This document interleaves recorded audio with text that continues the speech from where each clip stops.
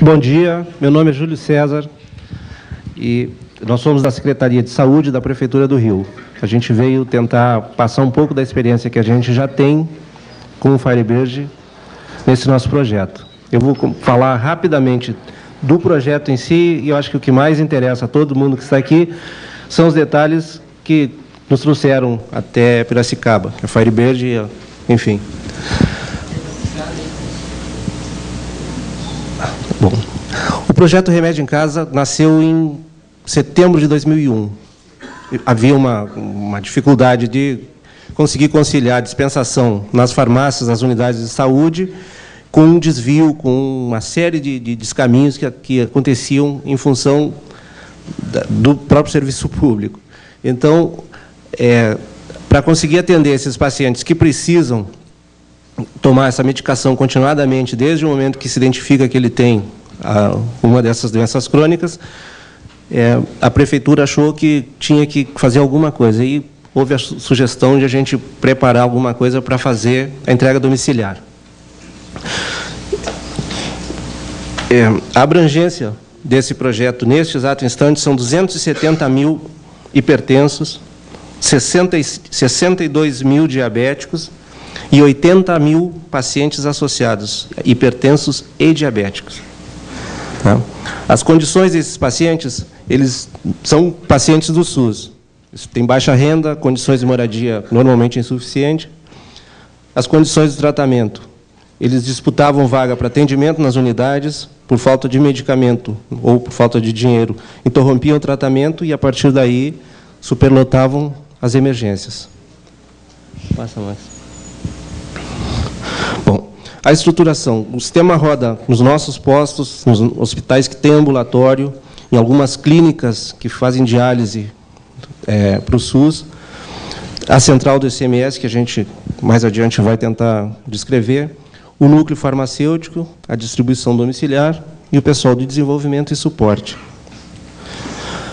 As funções desse projeto, esse cidadão é cadastrado na unidade. Ele tem uma consulta com o médico inclui ele, se ele tiver em condições ideais, no projeto. O receituário é lançado e transmitido para a central recebe e valida esse conteúdo, o núcleo de farmácia monta a encomenda e um serviço de courier entrega a encomenda contra recibo. Tá? E o impacto social é 250 mil pacientes contemplados pelo Remédio em Casa, 10 mil encomendas neste mês, até hoje, até ontem, final do dia, 230 mil encomendas desde o início deste ano e 770 mil desde janeiro de 2002, quando a gente começou a implantação. Tá? O impacto social também garante o acesso ininterrupto e gratuito dos medicamentos de uso contínuo, a redução do número de idas do cidadão à unidade para receber medicamento, maior aderência ao tratamento, maior controle pressórico e metabólico e a redução da morbimortalidade cardiovascular. Quer dizer, ele diminui a quantidade de gente que morre por acidentes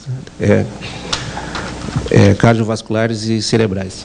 Eu acho que a parte do projeto, basicamente, é isso. Eu vou deixar vocês, a partir de agora, falando mais sobre como é que ele funciona. Moleta.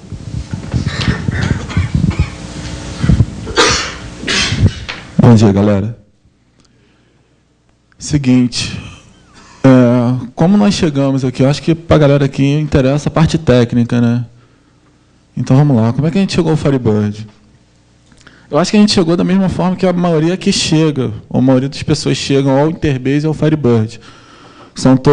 Na verdade, a gente desenvolveu em Delphi e a gente estava meio insatisfeito com aqueles problemas do Delphi, BDE, Paradox, aquele monte de porcaria que encheu o nosso saco. E, pela gargalhada, todo mundo concorda, né?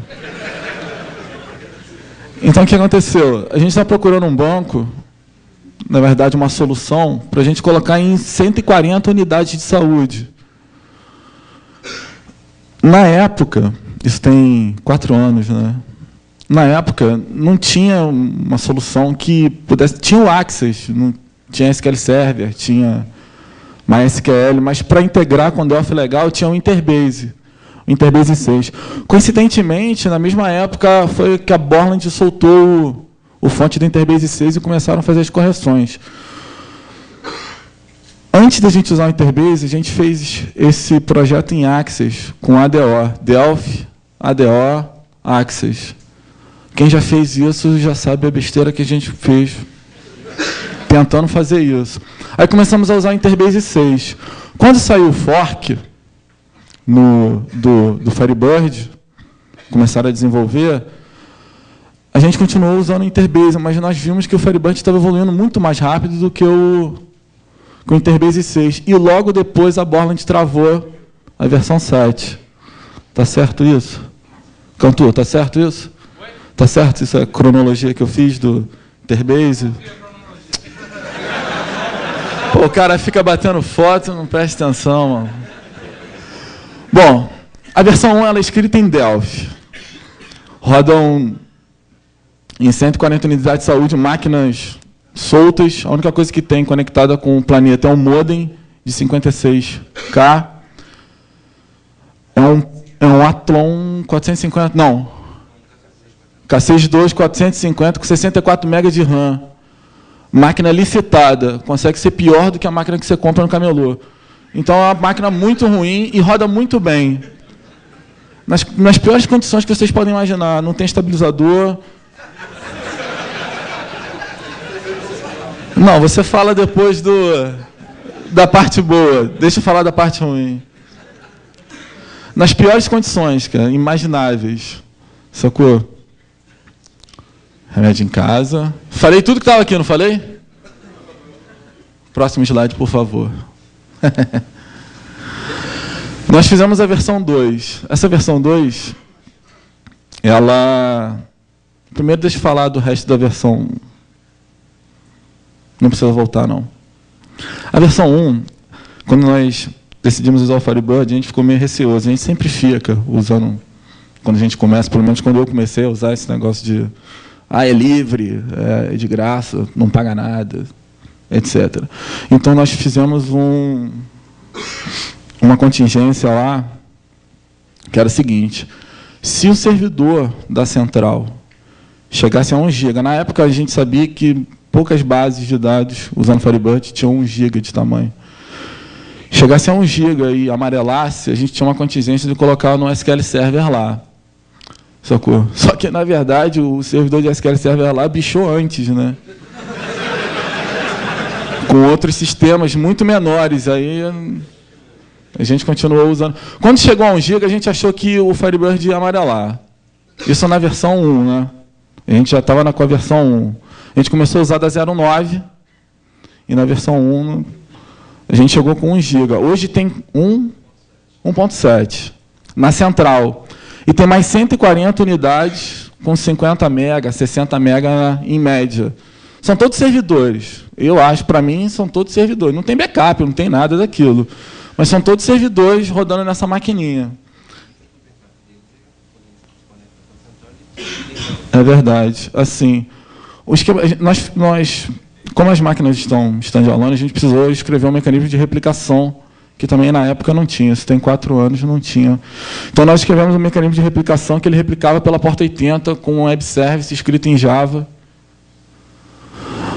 O aplicativo em Delphi conectava nesse web service, transmitia os dados. Esse web service que roda num servidor Linux lá, que o Max vai explicar, a infraestrutura da central, sincronizava as bases de dados da unidade com a central.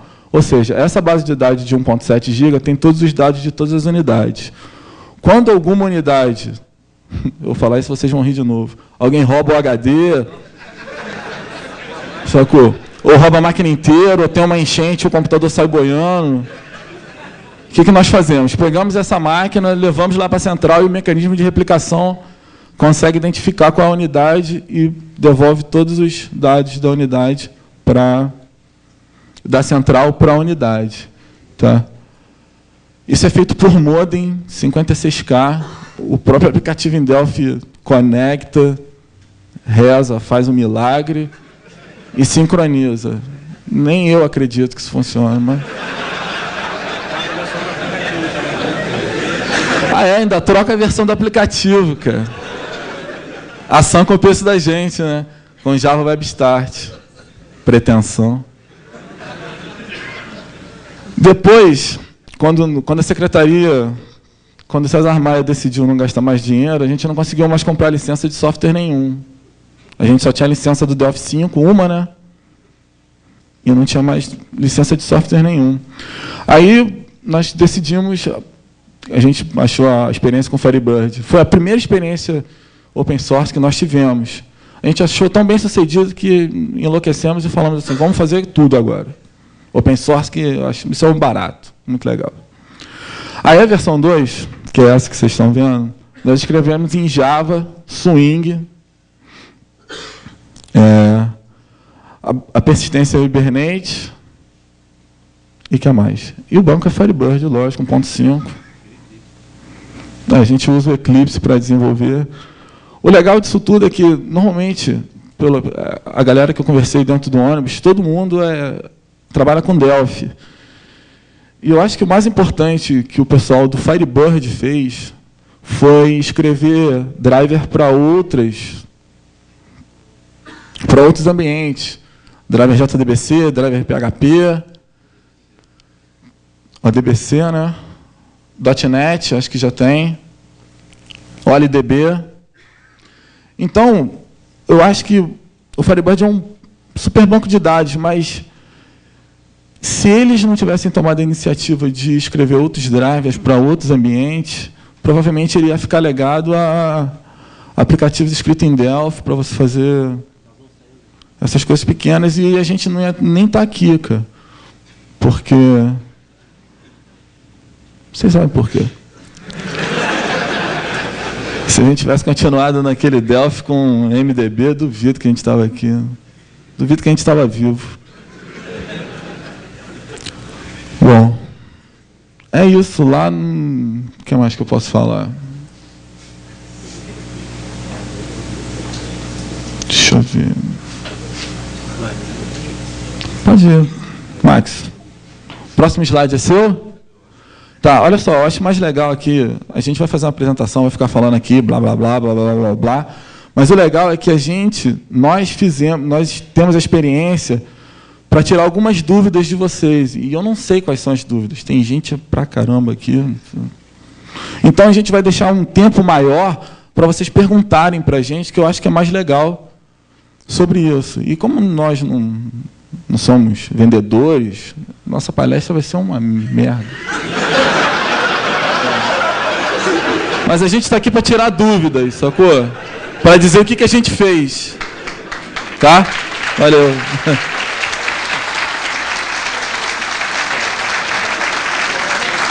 Pô, tu vai passar slide para mim, não? Ah, desculpa. Irmão. Como é que muda? Setinha para um lado, setinha para o outro. Pode mudar?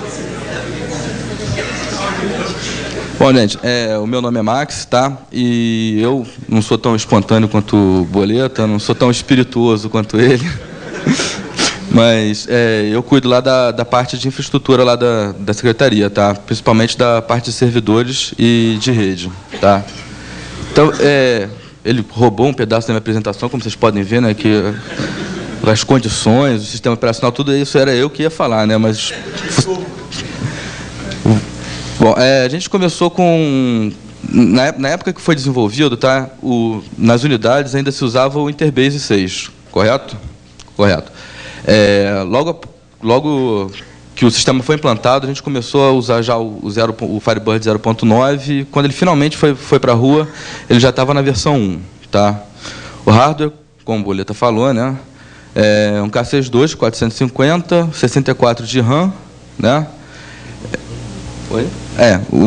Rodando Windows 2000, tá? Foi coragem isso, né? E que todas elas são servidoras, tá? Algumas servem elas próprias, né? Que o sistema está instalado na mesma máquina, tá? Mas em algumas unidades que tem uma redezinha, também normalmente não é grande coisa, a rede, às vezes acaba o cross, grande parte. Essa máquina serve outras máquinas, né, em que o sistema está instalado. Tá? As condições são as piores possíveis. Né? Aqui está um clima agradável, né? 17, 20 graus. Lá no Rio chega tranquilamente 35, 40 graus, não tem ar-condicionado. A grande parte das máquinas está espetada direto na tomada. Tem aquelas unidades de concreto armado, né? É verdade. Que eles pegam, tem várias unidades lá, tipo, alguém que já ouviu falar do CIEP? Então, aquilo é uma estrutura de concreto armado. Tem um monte de unidade lá. Obrigado. Tem um monte de unidade lá que é de concreto armado. Então, assim, o ambiente ideal para você ter coxinha, esfirra, é uma estufa. E esse pessoal trabalha lá, as máquinas ficam lá, eles transpiram em cima do teclado. É surreal, cara. Vocês estão rindo porque vocês não estão lá. Se estivessem lá, eu queria ver. E a situação é assim, é um concretão armado que bate só o dia inteiro. E o computador funciona. É a condição mais bizarra possível. Obrigado. Na maioria das unidades, elas se conectam com a central através de uma linha de escada. Tá? Na verdade, a prefeitura tem um esquema de prover acesso de escada, né? Mas, na maior parte das vezes, o usuário tenta e está ocupado. Né? Então, a gente acabou configurando um acesso do IBEST para eles poderem chegarem na nossa unidade. Ele tenta 2 vezes pela prefeitura, se não conseguir, ele manda pelo IBEST, e no IBEST ele chega, é estranho, né?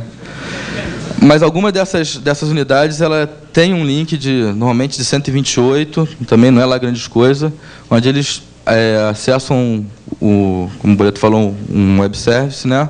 Para manter os dados em sincronia, tanto no nível central quanto nas unidades. Tá ok? Bom, no nível central a coisa é um pouco melhor. Tá? A gente começou com 1.0 lá, e nas unidades a gente não tem essa preocupação, tá? Mas no nível central a gente sempre tenta ter a versão mais atual do Firebird instalado. O hardware que ele estava inicialmente instalado era um Pentium 3 500, dual processado, né, com 512 de RAM. Tá? Atualmente ele está num Pentium 4, também dual, com 2 GB e 4 GB de RAM. Tá? Então a máquina é boa, muito boa, principalmente se a gente for pegar os padrões que a gente trabalha lá. Sempre foi Linux o sistema operacional no servidor. Tá? Inicialmente era o Mandrake, aí a prefeitura resolveu padronizar o Red Hat, a gente ficou uns 2, 3 anos usando o Red Hat, até que a distribuição que a gente usava, né, que o Red Hat Linux, foi extinto, né? E como a preocupação de usar o Red Hat era o suporte, e como o Fedora, Red Hat, não ia dar suporte, a gente resolveu passar tudo para Debian. Então, atualmente, nossos servidores lá rodam todos Debian, tá? E as condições atualmente são muito boas, tá? É controlado, o ambiente é controlado, 20 graus, com umidade controlada, embora anteriormente ele ficasse porque atualmente ele está no data center lá da Iplan, que é a empresa municipal de informática. Mas antigamente ele ficava numa sala lá na secretaria, e o ar-condicionado ele incorpora o espírito do servidor público, então 5 horas da tarde ele vai embora e não volta mais. É sério, eles desligam 5 horas da tarde e fica o fim de semana, sexta-feira ainda fica o fim de semana inteiro desligado. Você imagina o nosso CPD, né, entre aspas, com um monte de máquina, batia fácil uns 40, 45 graus lá dentro. Tá? 2 vezes já pegou fogo no no-break. O mais engraçado dessa história do no-break foi como a brigada de incêndio agiu, né? Graças a Deus os sprinklers não funcionaram, né? Porque se tivesse funcionado, a gente tinha perdido tudo, né? Aí a brigada de incêndio foi, arrombou a sala errada, viu que não estava pegando fogo e foram embora.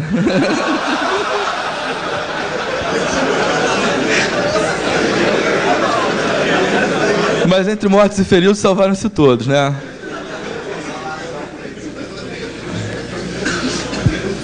A administração do Firebird para nós, ela é muito tranquila, tá? É muito simples. E o meu trabalho lá com o Firebird se resume a isso. Fazer backup e verificar a corrupção de bases, tá? O backup, como o Gustavo falou, ele não tem nas unidades, né? Todos os dados são replicados para o nível central e lá a gente faz um backup diário, automatizado. E, por incrível que pareça, não tendo backup nas unidades e as condições que as máquinas lá trabalham, a gente nunca teve nenhuma perda séria de dados. Teve? Não, nunca teve uma perda séria de dados por causa desse mecanismo de sincronia, que no final do dia o operador manda sincronizar, manda todos os dados lá para o nível central, e é lá que a gente faz o backup. Se posteriormente precisar restaurar o backup na unidade, a gente pega os dados da unidade e devolve para o servidor deles, tá? A corrupção de bases está aí porque eu tinha que botar alguma coisa de administração, né? Mas raramente acontece. Não, raramente acontece, tá? Aconteceu um pouco no início, mas mais por nossa inexperiência. A gente vai falar um pouco disso mais adiante. Mas atualmente a gente não tem esse problema. Atualmente a gente não tem esse problema não, tá? Raramente a gente tem que passar o GFix, fazer o backup e restaurar. Raramente. Tá, e agora a gente vai falar um pouco dos problemas que a gente encontrou, tá? Um dos problemas foi usar o Forced Write Off, né?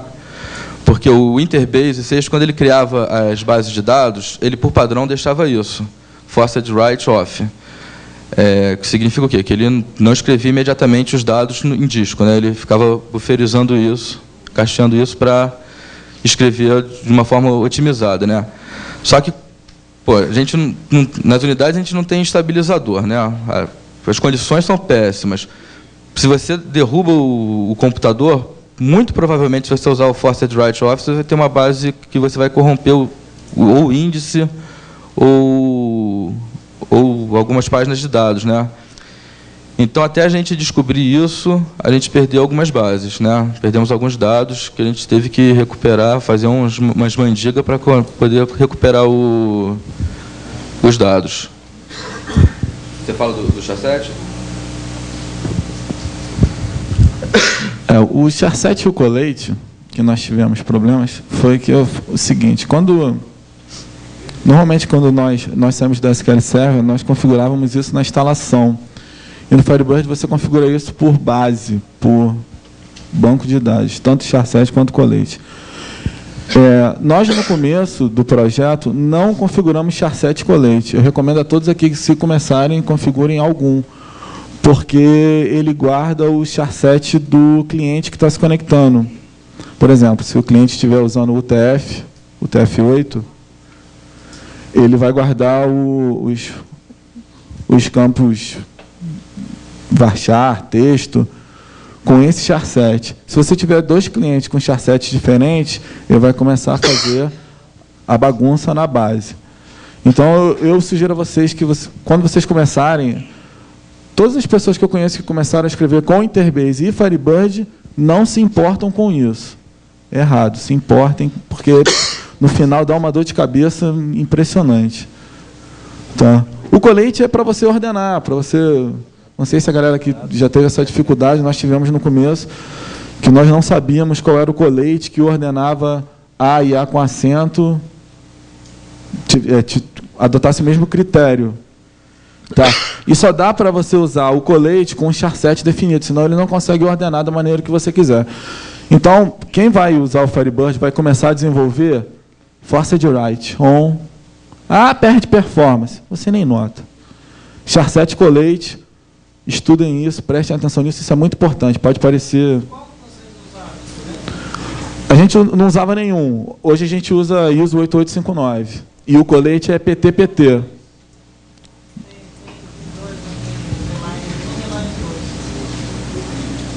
ISO 8859, underline 1. Usa esse que você não vai ter dor de cabeça. Tá? E para você ordenar tudo bonitinho, C, cedilha, mesma coisa, A com acento, colete PT, PT. Tá? E ajudei uma pessoa. Tá, vamos lá, super server e múltiplas conexões com drivers diversos, né? O que foi isso?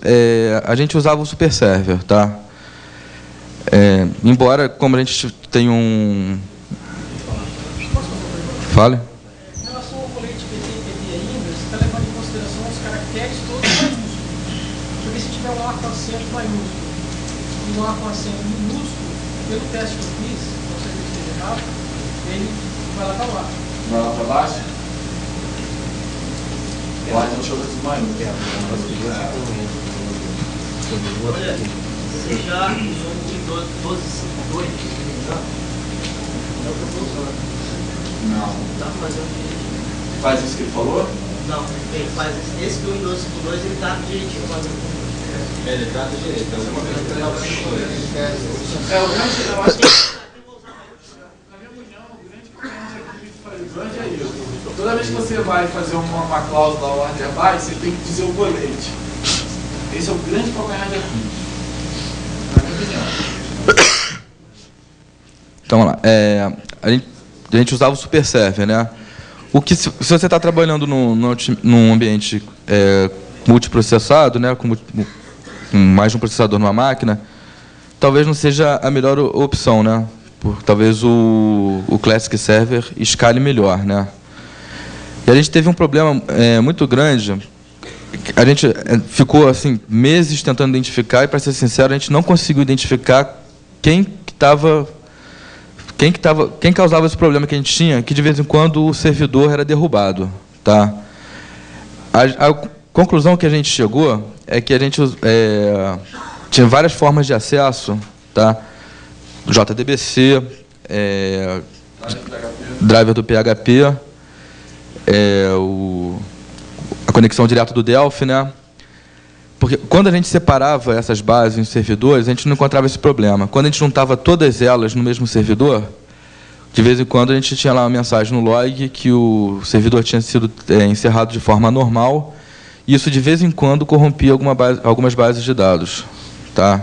Mas a gente não conseguiu identificar assim com clareza quem que estava causando o problema. Tá? A gente sabia que todo mundo junto causava problema, mas quem especificamente estava causando, a gente não conseguiu identificar. Normalmente acontecia quando você tinha uma base no servidor corrompida.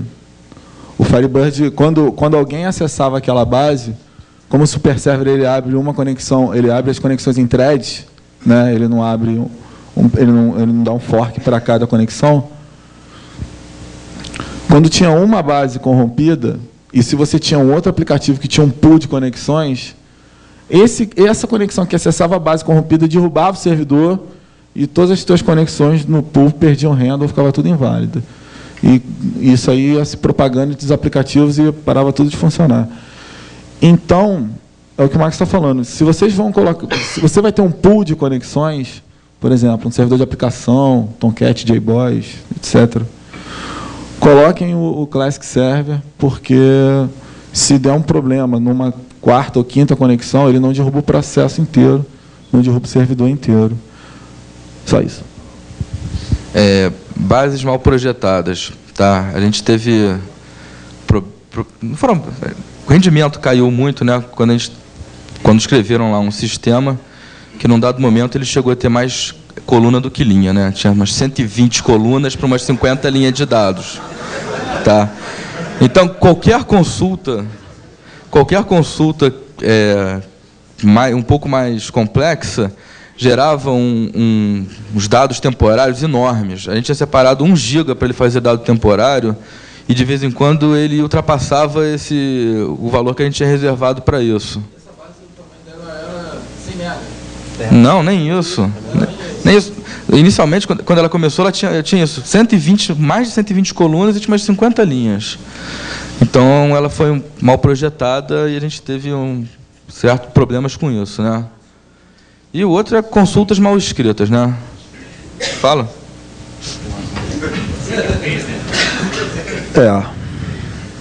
Consultas mal escritas. O lance da base foi a estagiária lá que deram um sistema para ela fazer, e ela fez desse jeito. Ela fez uma tabela e resolveu o sistema todo em uma tabela. O poder de síntese impressionante. E as consultas mal escritas tinham uma... Teve uma outra menina que trabalhava lá, que ela escreveu um select, depois ela escreveu um outro select, não, minto. Ela escreveu um select, e para cada iteração, em cada tupla, ela fazia um outro select na base, e isso aí aninhado em 5 vezes. Sacou? Aí ela achava que estava tudo muito lento. Aí quando explicaram para ela um maravilhoso mundo do left join, né? Right join, inner join, ela voltou a gostar de informática e ficou tudo muito rápido. Sacou? Então, o Firebird, assim, não faz milagre, entendeu? Se você fizer besteira, ele vai propagar a besteira que você fez, muito bem propagado. Então, eu continuo achando um banco de dados excelente, cara. Eu acho que não é o caso da galera aqui, que todo mundo aqui são excelentes profissionais. E não é exclusivo das meninas, senão elas vão se sentir mal colocadas. Não, mas eu não falei. Eu falei das meninas lá. Então. Das 2 estagiárias lá que trabalhavam lá. E é isso, cara. Outros lances. Pode?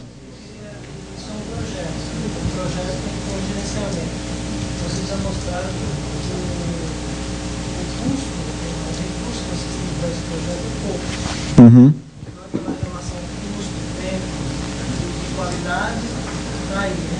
Eu queria saber se vocês usaram ferramentas de gerenciamento, gerente responsável, esses problemáticos, como que vocês entenderam? O gerente responsável é ele. O gerente responsável é ele. Então, vocês estão mostrando os problemas que vocês tiveram, e eu gostaria que vocês falassem alguma coisa assim, para mostrar para a gente como vocês solucionaram isso, se teve alguma ferramenta case para remodelar a base de dados, essas coisas. Olha só, lá nós usamos uma metodologia de desenvolvimento chamada XP, Extreme Programming. Não sei se a galera que já ouviu falar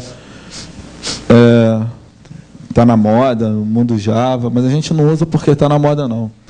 Nós usamos porque nossa equipe é muito pequena, são 5 analistas, programadores, desenvolvedores, testadores, tudo, são 5 tudo, eles fazem tudo.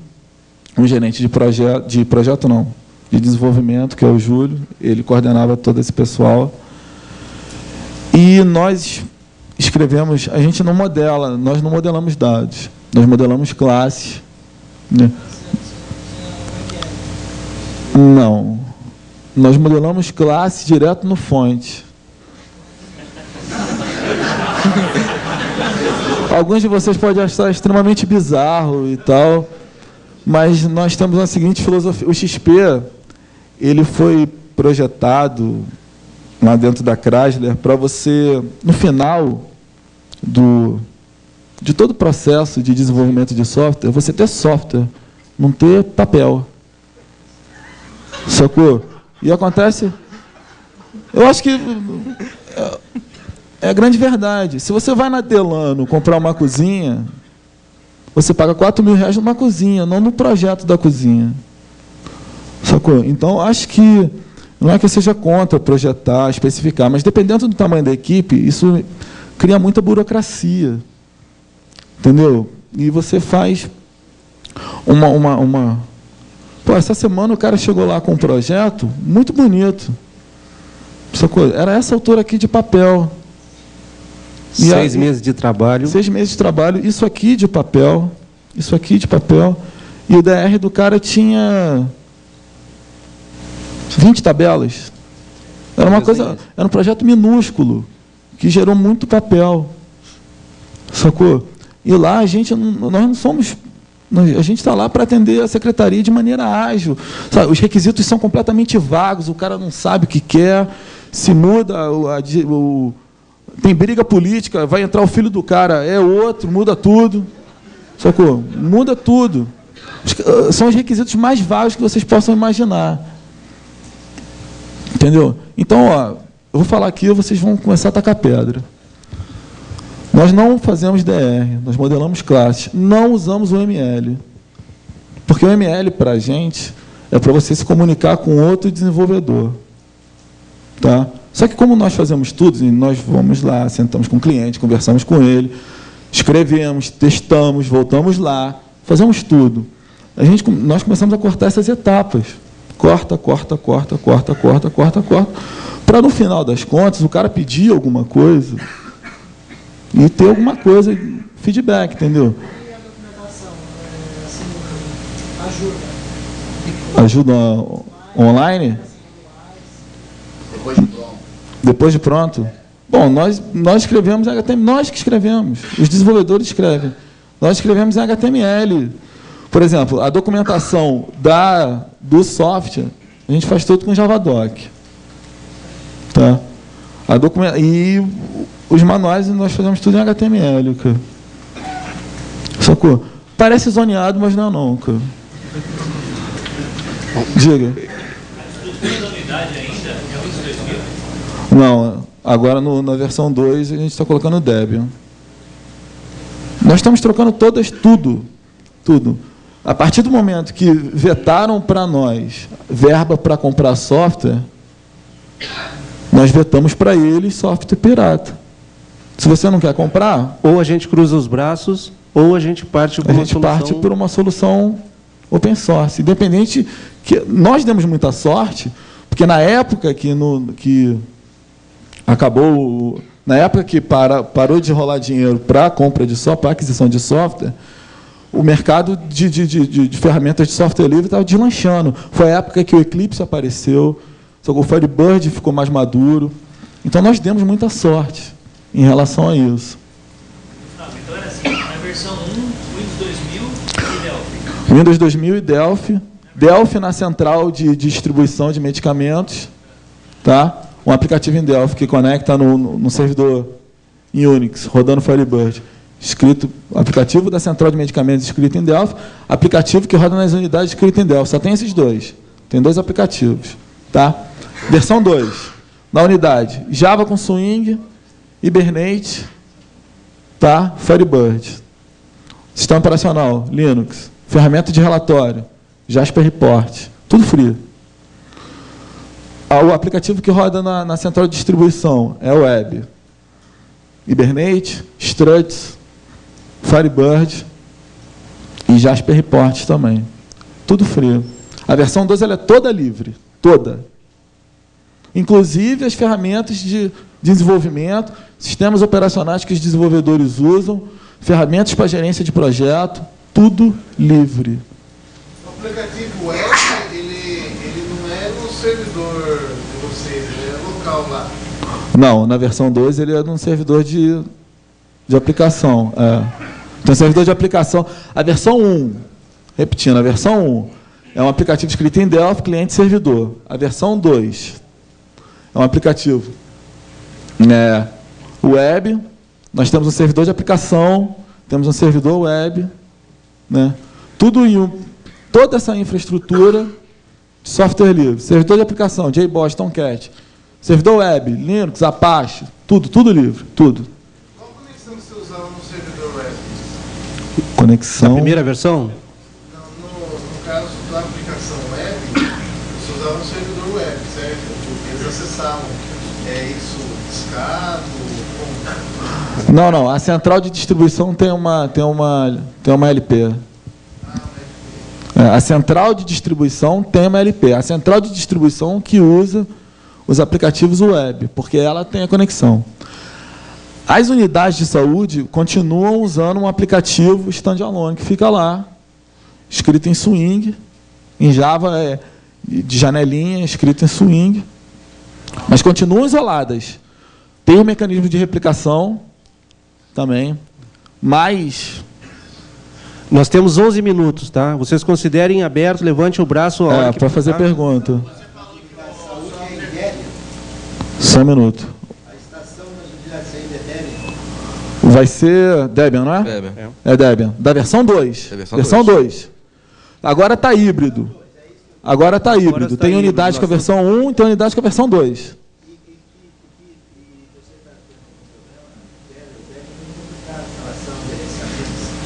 Max? Não, nenhum problema. Não, nenhum problema. Na versão 2, na verdade, é porque na versão 1, não sei se deu para ver pelo screenshot, era um cliente Windows, né, com tudo instalado lá dentro, né? Inclusive, os usuários, de vez em quando, instalavam coisas lá dentro, tá? Na versão 2, no Debian, a gente fez um esquema de fazer um quiosque, tá? Quando o cara abre o computador, a única coisa que ele tem acesso é a tela do sistema, tá? E à medida em que seja necessário implementar alguma coisa para o usuário, a gente vai colocar nesse quiosque, possivelmente o OpenOffice, possivelmente um navegador, quer dizer, mas tudo é fechadinho, é uma caixinha de banco. O software foi feito totalmente com software livre, mas vocês abriram o código ou está lá fechadinho? Por enquanto a gente não abriu, não. A gente tem problemas em relação a isso com a Implan Rio. Mas a nossa ideia é abrir o código. O código, assim, dentro da empresa é aberto. Por incrível que pareça, não era. Entre os desenvolvedores da empresa, você não tinha compartilhamento de código. Eram os pais de software. É meu, sou pai.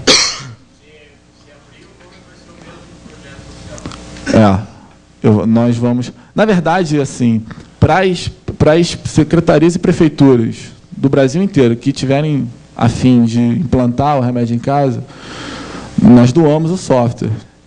Leva tudo.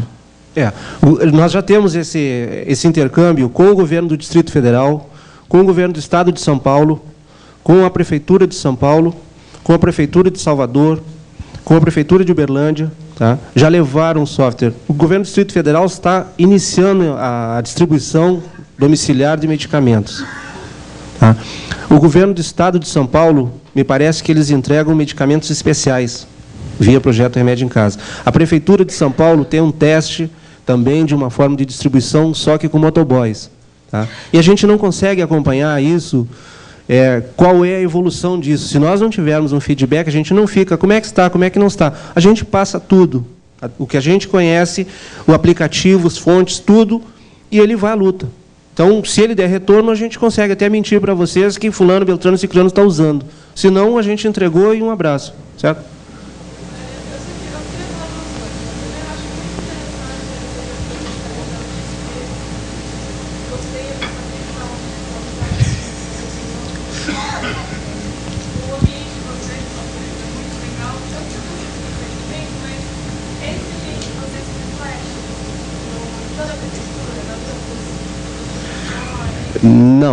Não. Isso, na verdade, esse núcleo de desenvolvimento nasceu na saúde.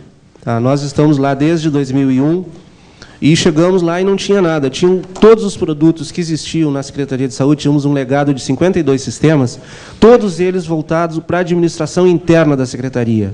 Diversos para pagamento de gratificação, diversos para controle de remanejamento, posicionamento de pessoal, quer dizer, questões umbigo. A saúde acontece na periferia. Nós temos 140 unidades de saúde nos lugares mais longínquos. Tem unidades nossas a mais de 60 quilômetros de distância do centro da cidade. E esses aí eram relegados ao 10º plano, porque não tinha nem segundo nem terceiro. O que a gente fez? Nós tentamos produzir alguma coisa que desse alguma satisfação para quem efetivamente faz saúde. É o pessoal que trabalha lá perto, onde já não tem mais sapato, o diabo já passou e perdeu a bota e tudo. E não tem nada, não tem retorno nenhum, só tem cobrança. Eu preciso disso, preciso daquilo e tal. Então, o atendimento acontece nesses lugares. Então,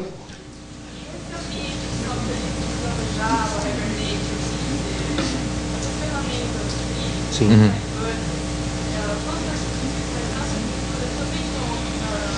Algumas sim. Tem núcleos, tem incipientes na Controladoria Geral do Município.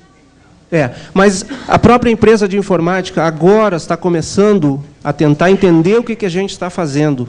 Tá? Eu, em abril deste ano, fui entrevistado, mudou a administração na prefeitura, e eu fui entrevistado o que a gente usava. Quando eu falei XP, o que é isso?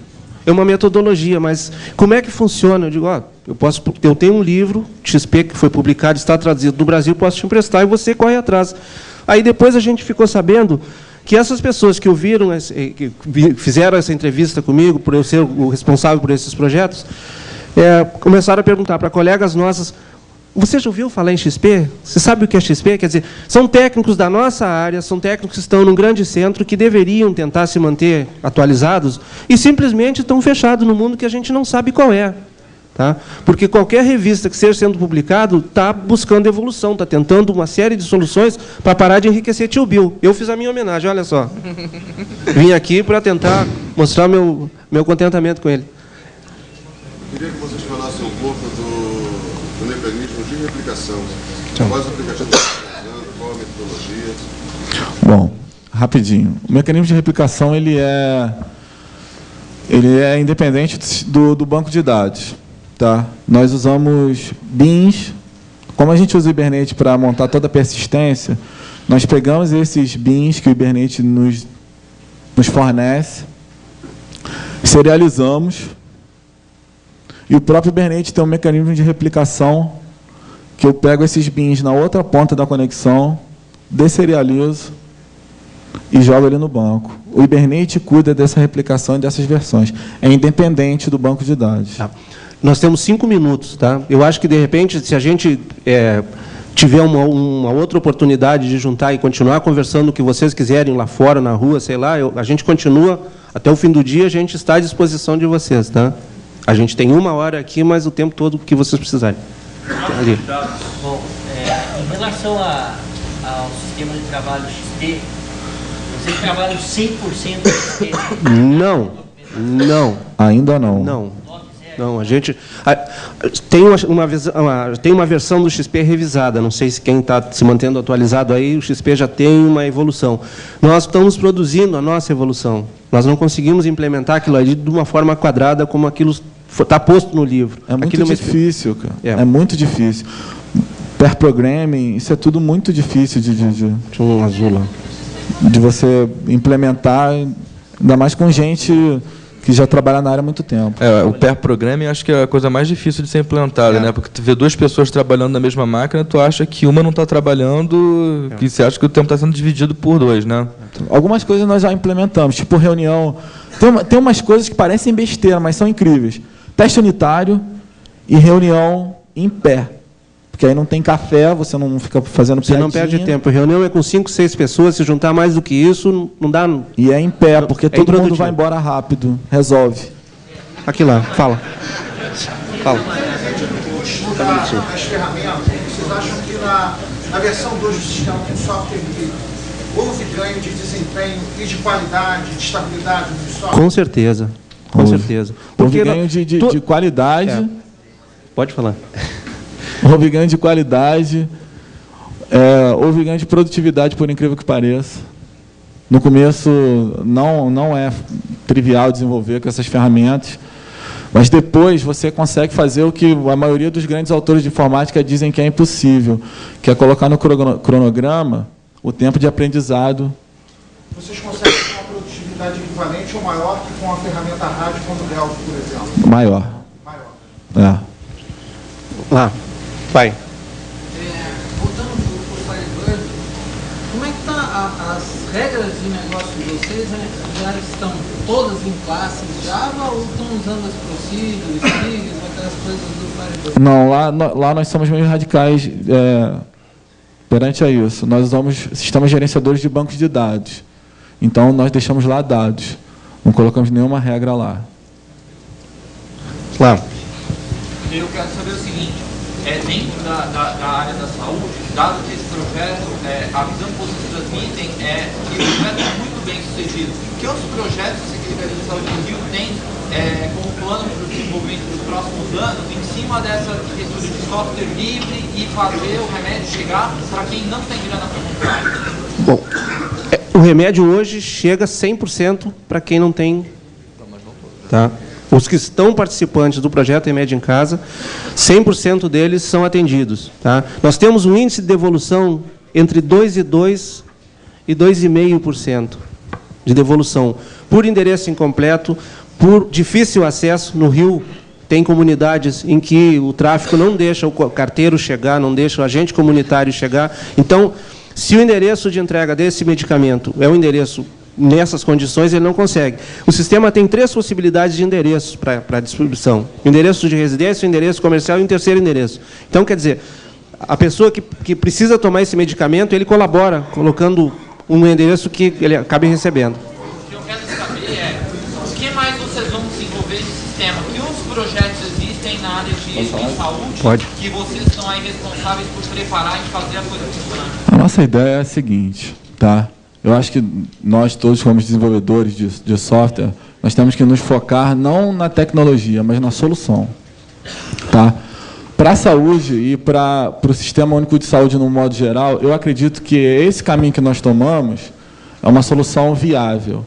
E a nossa ideia é, a partir desse projeto que nós, do Remédio em Casa, disponibilizarmos ele para toda a comunidade de software. Respondendo outra pergunta, que a gente está resolvendo esses problemas de licença de copyright com a empresa de lá, com a empresa municipal de informática, que nós somos funcionários, mas a nossa ideia é disponibilizar esse software para todo mundo trabalhar em cima dele, todos os profissionais, para que você, na sua cidade, possa ter um sistema de gestão de saúde pública. Na sua cidade, aqui, entendeu? No Rio, para o software livre realmente virar uma coisa de cunho social, entendeu? Não pode ficar na discussão de economizar grana e de grandes empresas, para chegar na galera que realmente precisa. E a nossa ideia é exatamente essa. Nossa ideia é fazer... Nós somos desenvolvedores, trabalhamos para a prefeitura, etc, etc. Mas nós três, a galera que está lá, nós não trabalhamos para os políticos, nós trabalhamos para a galera que está lá. E o nosso foco é atender esse pessoal. Entendeu? E eu acho que esse caminho que nós tomamos é para atender, é para evoluir, disponibilizando esse início de código, essa arquitetura, essa metodologia de desenvolvimento. Um monte de gente pode colaborar, um monte de desenvolvedor de outras prefeituras, de outras cidades, desenvolvedores autônomos podem colaborar para melhorar a qualidade de vida de quem não tem nada. Que, no caso do Remédio em Casa, são pessoas doentes crônicos, é gente que já perdeu um pedaço do pé, pedaço da perna. Esses medicamentos que eles recebem, no caso dos diabéticos, se eles não recebessem esses medicamentos, eles poderiam perder pedaço do pé, da perna. Tem um monte de gente que, se estivesse tomando medicamento desde o início, não tinham perdido parte do corpo. Então, ele tem um impacto social legal. E eu acho isso importante. É o que me motiva, o Júlio, motiva o Max. É o que a gente acha legal desse projeto. Sacou? Não é o político que vai na televisão e fica falando do projeto. É a pessoa que está recebendo o benefício direto, que precisa. Cara. Eu queria agradecer, o nosso tempo foi. Tá? Eu queria agradecer a atenção de vocês e continuamos à disposição. Aquilo que eu falei antes, a gente, de repente, vai desocupar o auditório, porque alguém certamente vai ocupar. E se vocês quiserem continuar questionando, conversando e tal, a gente continua. Certo?